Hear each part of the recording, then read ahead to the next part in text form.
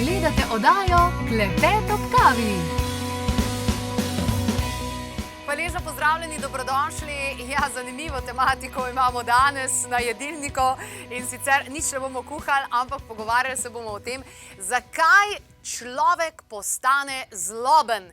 Po domače povedan žleht.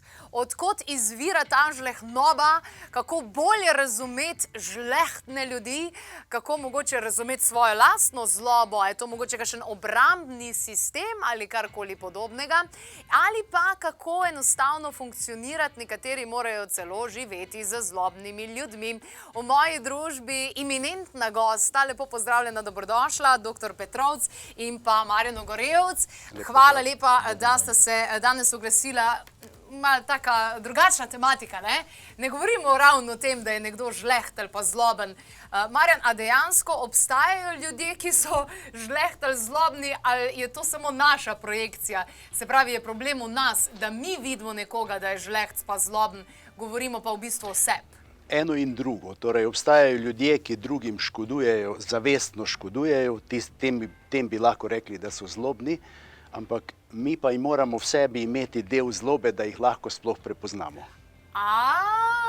Ok. Dr. Petrovc, bi rekli, da je v vsakem izmed nas je ta potencial zlobe oziroma žlehtnobe, kakorkoli bomo to poimenovali. Ja, najbrž res. Že od Kaina in Abla naprej, ampak tisto, česar si najbrž ne želimo priznati, je to, da se vsak rodi z določeno kapaciteto, seveda z različni ljudje z določeno kapaciteto za zlo in za slabo. Potem je pa na okolici, kaj uspe iz tega narediti, koliko uspemo umirjati, omejevati. Torej, kapaciteto. To pomeni, da ne postanemo zlobni zaradi tega, ker smo doživeli neke travmatične izkušnje, ker nam mami ni dala sladoleda, kadar smo mi hoteli, ampak dejansko smo prinesli na svet? Ja, nažalost res, in to se da zelo hitro preveriti, naprimer v družini z več otroki. Ja. Isto gnezdo, isti starši, pa če uporabim to vašo besedo žleht, vidimo, da so, to se praviloma na otroke veže, da so isti otroci v isti družini različno žleht. Seveda tukaj ne gre še za neko potencirano zlobo in ne vem zakaj, ampak ne nazadnje je zanimivo, če preidem kar v en hud kontrast. Pri Breiviku, ko je bil majhen, ko je bil še v vrtcu, so opazili znake, po katerih so sklepali, da utegne imeti hude težave in zlasti okolica, njegovo tako patološko vedenje že v rosnih letih, potem se je pa to poročilo nekam izgubilo. Aha, zanimivo.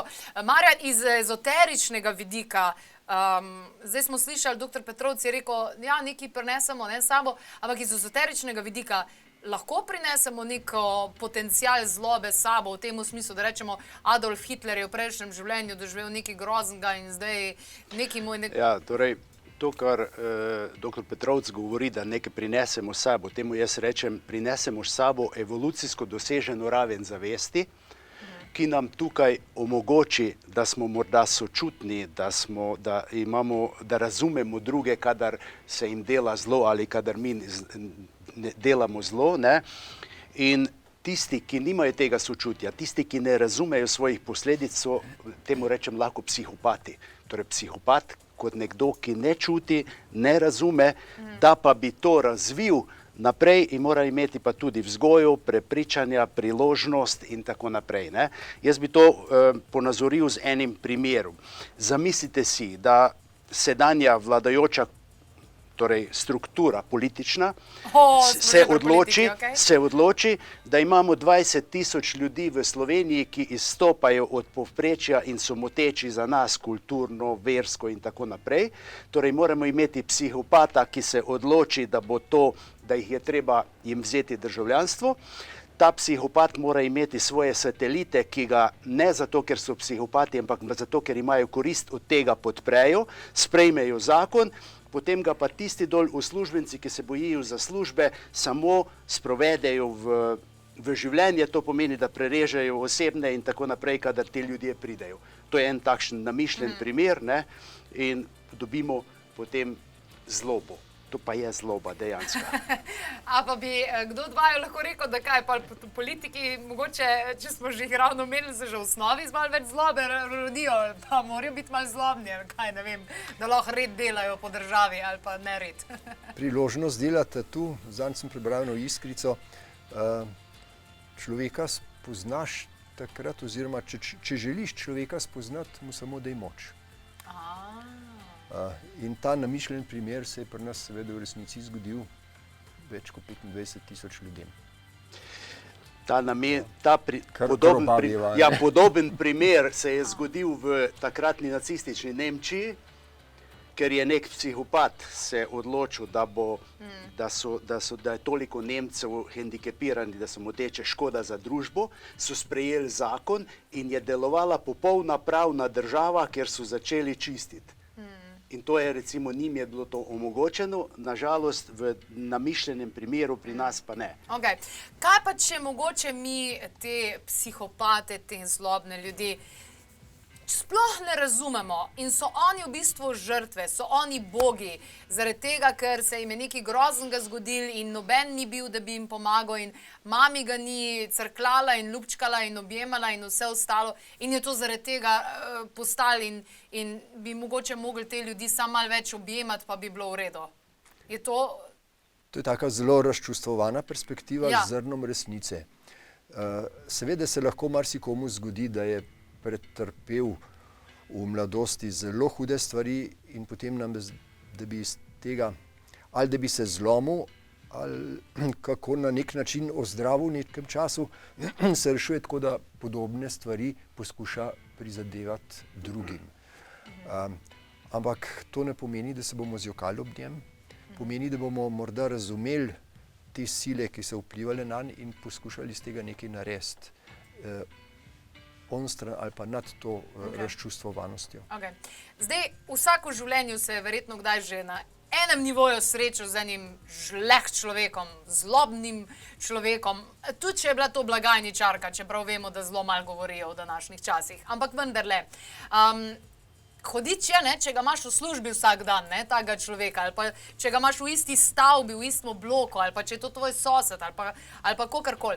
Marjan, ti, ki si bolj na teh ezoteričnih področjih, a imamo mi take ljudi v življenju z namenom, ko so zlobni? Jaz sem včasih mislil, da so zlobni in da mi želijo škodovati, danes pa vem, da mi prihajajo na pot, da bi jaz lahko postal boljši človek. S tem, ko jih sprejmem, ko se vprašam, kako jim lahko pomagam in ne odreagiram na njihovo zlobo, z zamerljivostjo, z maščevalnostjo, ampak z tem, da mu pomagam, da sem sočuten, da ga sprejmem. Torej niso učitelji, ampak učitelji. Ja, lahko so učitelji. Tukaj moram jaz malo poseči vmes. Ti imaš veliko prednost v tem, ker nisi odvisen od njih. Ko bi bil pa odvisen in ko bi krojil tvojo usodo, potem bi jih mogoče videl manj prizanesljivo. Kaj pa bi vi, doktor Petrovc, kaj bi pa vi potem, kaj vi naredite po tem takem? Pa odvisen si od tega človeka, se pravi, moraš goltati ali ne vem, karkoli. Jaz sem imel neko srečo, ne vem, kaj to pomeni, ampak vedno sem se uprl in nikoli ni bilo tako hudih posledic, kot tih ljudje nekako pričakujejo. Aha, ste se uprli? Vedno. Pa mogoče je pa to smisel, da ste vi pokazali in ste pokazali to, da se lahko uprete in da ste se postavili zase, ne da ste klonali. Ja, lahko tudi, saj sprejeti ga takšnega kot sočutnega, ampak potem mu postaviti tudi mejo. Torej, do tu gre, od tu naprej pa ne gre, ker bojo posledice.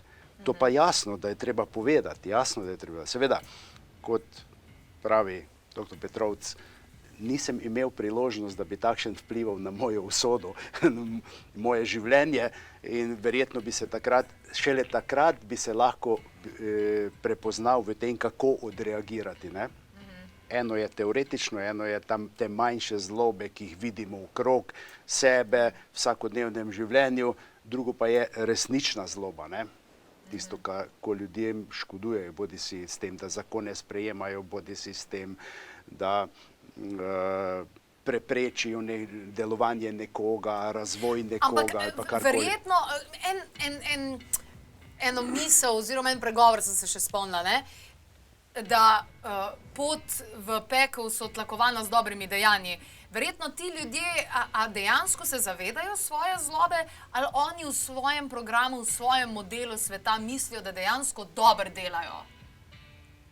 Kakor kdo najbrž. Ja.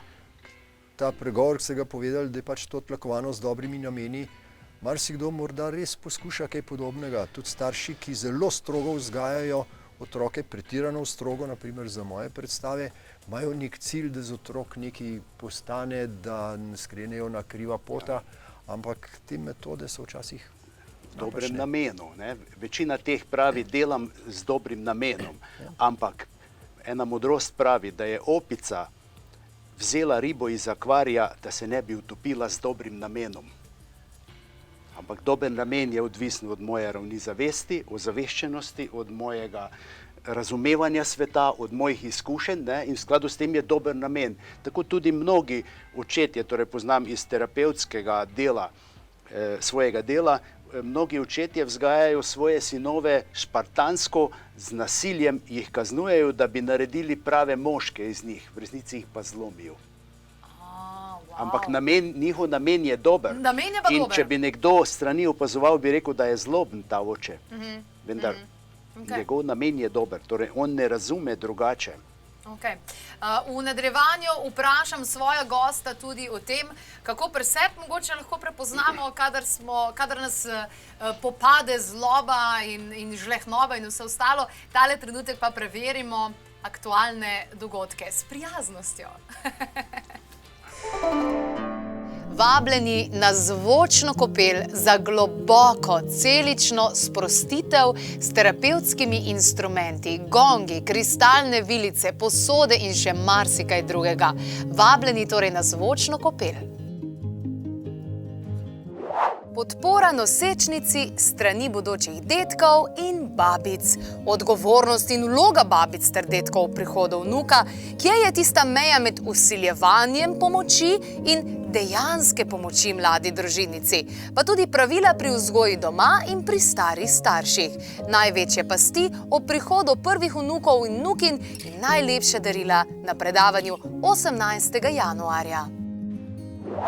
Preden se odpravim na porodniško, pa konec januarja še zadnji vikend za dušo v čudovitem Strunjanu, kjer je res močna energija. Tokratni vikend za dušo bo namenjen hormonom in pomlajevanju. Cel vikend v čudovitem Strunjanu, vikenda za dušo. Res nekaj posebnega. Tako danes govorimo o zlobi, govorimo o zlobnih ljudeh in že kar nekaj takih konkretnih nasvetov smo slišali, smo ugotovili, da takega človeka najlažje in najbolj obvladaš, ko si prijazen do njega. Sicer pa, koliko imamo sposobnosti, da bi lahko dejansko bili prijazni do oseb, ki veljajo za najbolj zlobne na svetu, med njimi seveda Adolf Hitler, Saddam Hussein, Vlad Dracula, Joseph Stalin, Charles Manson in vse podobnim. Ja, to pa je verjetno odvisno od vsakega posameznika. Ampak, Marjan, mogoče, če midva začneva, kako se lotiti te zlobe, razreševanja te zlobe? Verjetno moraš zmeri začeti najprej pri sebi, ne? Ja, definitivno najprej moramo pri sebi pospraviti. Ker jaz priznam, jaz včasih žleht. Ampak navihano žleht. Ampak če razumeš, da si žleht, če si to prepoznala, potem si na dobri poti, da boš to presegla. Ja, ampak je zabavno včasih. Ja, je zabavno, ja, seveda, ja. Sploh, če drugi trpijo. Ne, se ne da trpijo, ampak tak bullbaiting. Z ezoteričnega zornega kota jaz zagovarjam, da torej ta pristop, da moramo najprej sebe toliko prečistiti, da dvignemo vibracije, da smo dobesedno na višjem nadstropju, da zmoremo pogledati navzdol v pritličju, ker je polarnost, ker je zloba in dobrota eno in drugo in da sprejmemo, da je eno in drugo, da sta dva pola in da sta potrebna, da smo pa mi tisti, ki smo nad tem in se lahko odločamo za eno ali za drugo. Ampak zato, da bi se lahko odločal, moraš imeti dovolj visoko raven zavesti, moraš biti na dovolj visokih ravneh energije in vibracij. Torej, če bi mi ta trenutek za čudežnim gumbom zbrisali iz sveta vse ljudi, ki imajo nad XY% zlobe v sebi, ne bi dejansko nič dobrega naredili, ker kaj, imajo svoj namen, da obstajajo? Definitivno imajo sedaj, torej to je malo za ta prostor nehvaležna tema, torej karma nas pripelje v to, da potrebujemo doživeti neke izkušnje, da naletimo tudi na zlobne ljudi. Vendar to je zelo nepriljubljeno o tem govoriti, tako da se ne bi v to spuščali. Definitivno pa zagovarjam tezo, da čisto vsak od nas pride v situacijo in doživi tiste izkušnje, ki jih potrebuje za svojo rast. Zdaj pa, ali prepoznaš, da je to preizkušnja, da boš na njej se okrepil, da se boš zrasto kultiviral, ali pa prepoznaš, da je to napad na tebe, da je to zloba in si potem ti napadaš, potem si maščevalen in tako naprej. Torej, to slednje povzroči še naprej še hujše posledice. Doktor Petrovc, mislite, da imajo smisel obstoja, višji smisel obstoja in namen ljudje, ki so zlobni? Da bi bil ta svet čist neuravnovešen, če ne bi obstajali zlobnih ljudi? Ali bi bil veliko lepši in bi lahko bolj živeli v sožitju in v ljubezni z naravo in zemljo? To se sliši preprosto vprašanje, seveda bi bilo lepše, ampak na tej ezoterični ravni sem jaz šibek sogovornik. Ne, se vas nisem vprašala za ezoterično ravno, tako da to je v redu. Imam rada oba pogleda. Bom postregel zelo realno. Mene je poklicna pot zapeljala v zapor in tam sem se dolga leta ukvarjal z različnimi dušami, da se približam tej ezoteriki, in tukaj je bilo treba marsikaj odmisliti in z nekim optimizmom, ampak poudarjam, ne razčustvovanim, z nekim optimizmom poskusiti iskati v vsakem človeku nekaj, na čemer lahko gradiš nekaj boljšega. Se pravi, nekaj dobrega, da vidiš v tem človeku. Ja. S tem je treba vedno pristopiti, ni pa rečeno, da uspe. Ampak ne smeš pa a priori razdeliti ljudi na tiste, pri katerih tako ali tako nič ne uspe, in na one druge, pri katerih je vredno poskusiti. Poskusiti moraš pri vseh. Vam je uspelo, ker se pogovarjam z vami, občutim to vašo mirnost, stabilnost. Vam bi rekla potem, da je uspelo preseči to? Kaj točno? To, da so bili v vašem življenju ljudje, ki so vam škodili, ali pa so bili zlobni, ali pa življenje se ni izkazalo, kot da je fair. Ja, vsakdo nosi svoj nahrbtnik teh izkušenj in pod tako navidezno mirnostjo se lahko skriva tudi kakšen delček nervoze, kakšen delček slabih izkušenj, ki pa v drugih situacijah pridejo na dan. Potem se tudi vi kdaj takole nasmejete, kakor tile ljudje, ki jih bomo zdaj videli.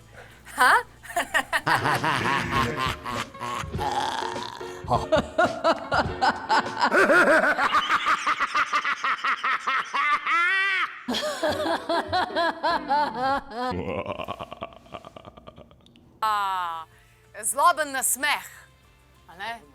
To vsi znamo. To bi morali vprašati tiste, ki živijo ob meni ali pa ki delajo z menoj, da ne bi jaz izpadel preveč miren, miroljuben in sploh uravnotežen, tako da oni bi dali boljšo sliko. Odlično.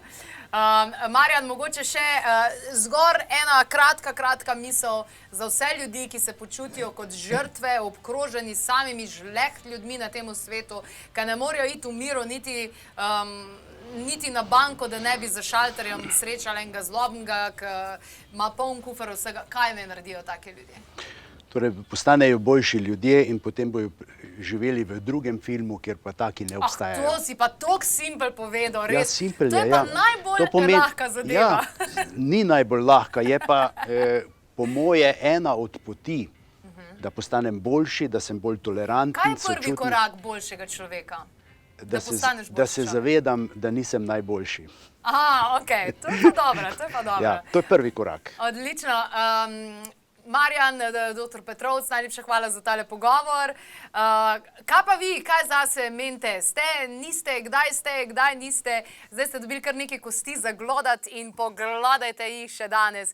Sicer pa več novic in seveda tudi minule oddaje na klepetobkavi.si, kjer imate dostop do YouTube kanala in tam tisoči različnih posnetkov, takšnih, ki bodo morda koristni in vplivali na kvaliteto vašega življenja. In človek, ki je prejel neko pomoč pri meni, ki je zaznal razliko, se pravi, preden je prišel in potem, mu jaz potem dam tudi naprej napotke, kako za življenje in to, da bo sprememba dejansko nastala. Kar pa pomeni, da se tukaj vključi nujna meditacija.